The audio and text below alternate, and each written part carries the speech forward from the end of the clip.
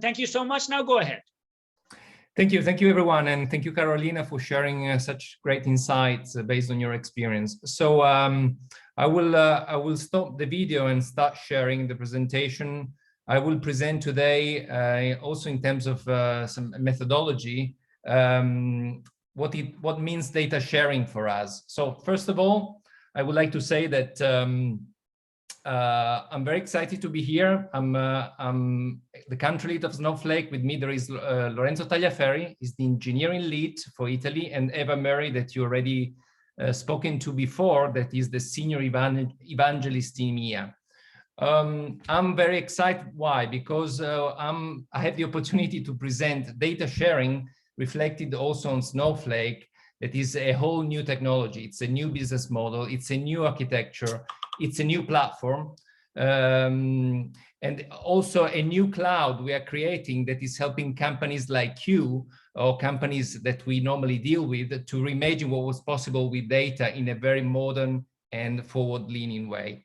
So Snowflake's platform was designed from the ground up for the cloud to support machine learning, AI-driven data science applications, so to enable enterprises to prepare data and build machine learning models with ease. So it was also designed to deliver seamless data collaboration. At the same time, you can reduce costs, you can reveal new business insights. Why is this important? I will go into presentation mode. Probably it's a little bit better. Marco, your camera is off. If you switch it off yourself, or no, I prefer the audience to focus on the slides rather than on me. Okay. So why it is important today? The companies we deal with typically face some challenges. So they are struggling to capitalize the potential of data because of the proliferation of data silos. A lot of the companies we deal with normally have some legacy solutions that have been brought to the cloud, but they have not been built for the cloud. So you know better than me that there has been, with the rise of the application cloud, like companies like Salesforce, Workday, infrastructure clouds, AWS, Azure, Google Cloud, the amount of data we have to drive our businesses has exploded. So the data is now spread across different silos and environments. You see here examples of data coming from different sources, databases, enterprise applications, third-party solutions. Each one may be belonging to a different department. So it's very difficult to join, augment, and integrate data from different silos. Also, it's a matter of security and governance, because proliferating fragmented data is typically a governance nightmare. Escalating, just think about escalating security and privacy concerns that cannot really be mitigated in this way. So to drive business value from data source from different databases, business units, suppliers and partners and customers is very complex typically. It's time consuming and very expensive. This is not meant to be totally accurate, but it is an indication of what many teams face today and deal with. So there is complexity, costly solution, constrained solution because of these silos I just mentioned. So each of these areas, from data integration to analytics, have their own solutions. I'm just representing some examples. They typically don't talk to one another. So in terms of security and governance, it's a real nightmare, okay? We come in with the data cloud. So the data cloud is a whole new concept that we bring along. It's a global network where thousands of organizations can mobilize data with near unlimited scale, concurrency, and performance. This is regardless of where users or data is located.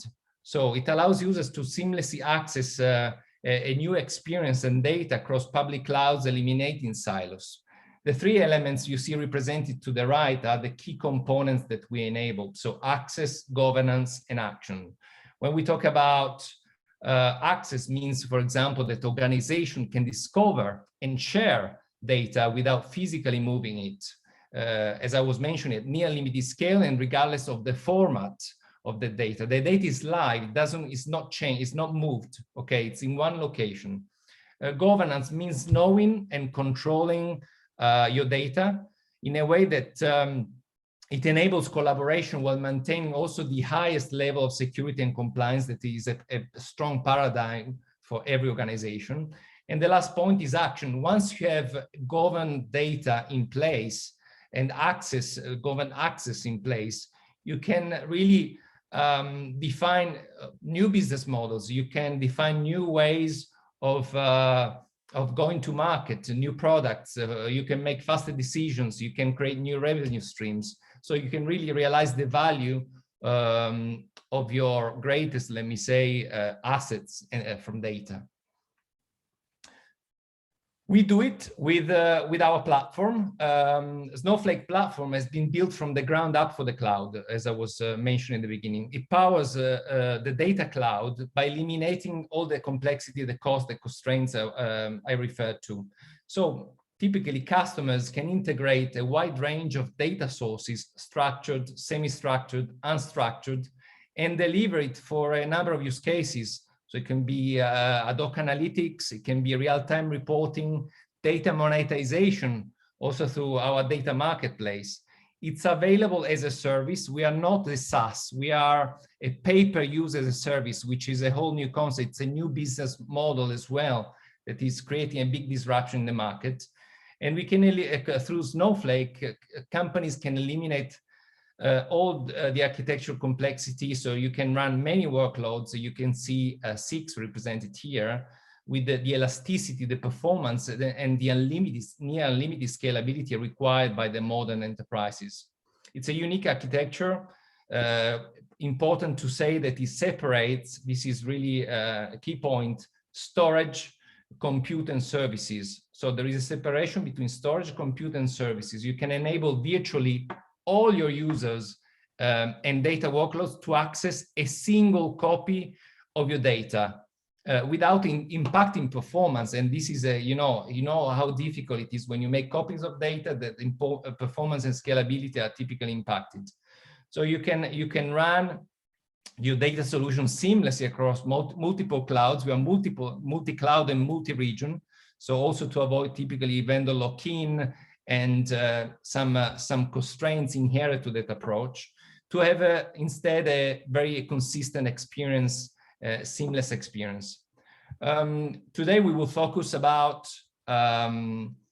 data sharing. I'll let my colleague Eva Murray talk about it. Data sharing is one of the key differentiators for Snowflake, and also a great way to create this data cloud, this private network, where companies, regardless of where data is, where users are, can share almost like a private cloud information in a very smart way. Eva, over to you. Thank you very much, and hello everyone else. I just need to find, here we go. So data sharing is the focus. It's one of the capabilities in our platform. And I want to draw your eyes back to the left side where it says data sources. So thinking about where the data comes from that organizations might want to share. It could be different databases they have. It could be ERP applications. There could be third-party data such as social media streams, web tracking data, but also IoT sensors. If we think about the retail sector, maybe it's delivery trucks for a supermarket chain that we're tracking where they are at any point in time. And then looking on the right side, where does that data actually go? And the first point is data monetization. And this is really one key point around data sharing.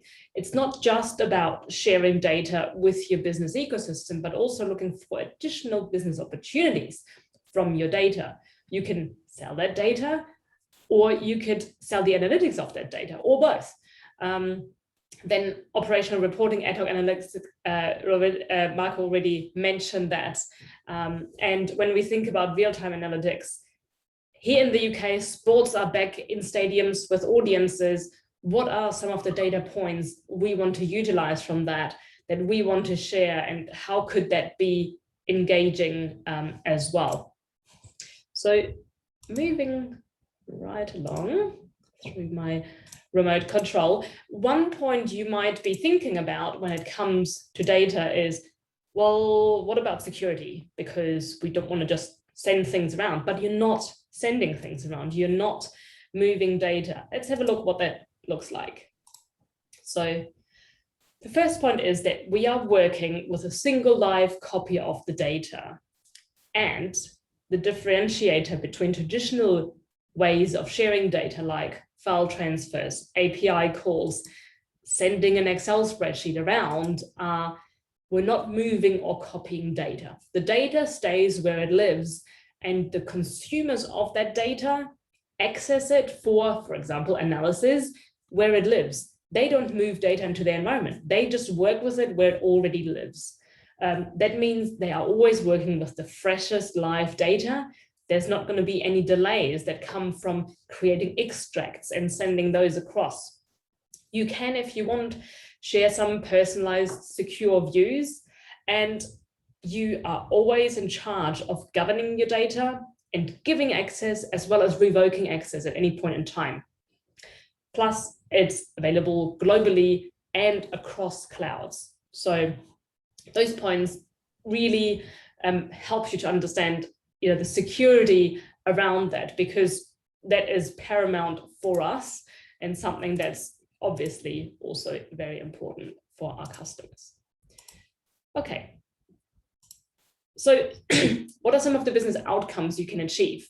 It's not just about getting things in place, but what can you hope for and aim for and realistically get as an outcome for your organization?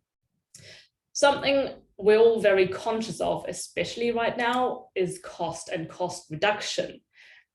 The reducing costs and optimizing your processes, your supply chains, and all of that is something you can achieve with data sharing, because the traditional data sharing methods are not just time consuming, they also consume resources by you needing people's time and needing physical resources like infrastructure to make them happen. It eliminates the need for data transformation, because in the past, you would always then attach another ETL process to unlock that data, so to speak, and make it usable for the data consumers. And you can streamline that access to data internally and externally.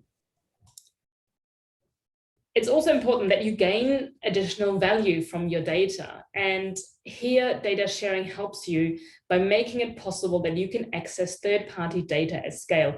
For example, in the Snowflake Data Marketplace, where you can use data sets such as demographic information, weather data, location data, and you work them into your own analysis and enrich your own analyses and insights.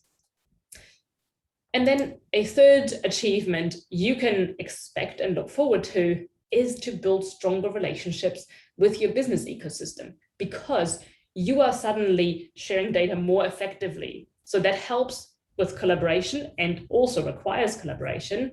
It will improve your communication because you have more connection points and you naturally have more things to work on together. And it means you can collaborate around innovation, product improvements, process improvements for joint customers, joint partners, etc. Internally, data sharing makes it possible to break down silos, because currently, suddenly there's that collaboration across departments and across functions, and it empowers people with data because suddenly they can finally access the data they've been waiting for maybe 18 months. And then externally, you're providing that secure, governed access to data, and you give that to your partners, your vendors, your suppliers, and your customers if you choose to. And you can introduce a more cost and time efficient way of bidirectional data sharing. Okay, let me move on. So let's have a look at the data cloud today. Marco already briefly mentioned it, and I want to take you a bit further into it. The data cloud, imagine it like this, could have as part of it a software company. They might want to create a new product offering, for example, and in that they share data with hundreds of their customers using Snowflake. And then looking at other aspects of the data cloud, there are companies that use data provided about COVID-19 testing and vaccination from the data marketplace we have at Snowflake, and they use that to look at the impact regionally on them, but also plan their recovery and how they're going to emerge from this crisis. And as we move towards the center a bit, there is an example of companies that use financial data from some of the commercial data providers. And, oh, what happened there? And none of that happened, none of that required they build any data pipelines, because in the data cloud, that's all taken care of. So some of those companies using the data cloud include Pizza Hut, for example. They use weather data and location data so they can optimize their products and run more targeted marketing campaigns and suggest more appropriate products to their customers. They can understand their customers' needs better and their preferences. That really helps them to optimize all those flows. And then at the edge of the diagram, you see there are thousands of organizations that share data directly with their suppliers, partners, and customers. So there are those very close sub-networks within this big network. And one example is Athene Analytics, who you may have heard of already. They created a new commercial product using the data cloud. And in that, they share data with their customers and help them to optimize inventory planning and forecasting.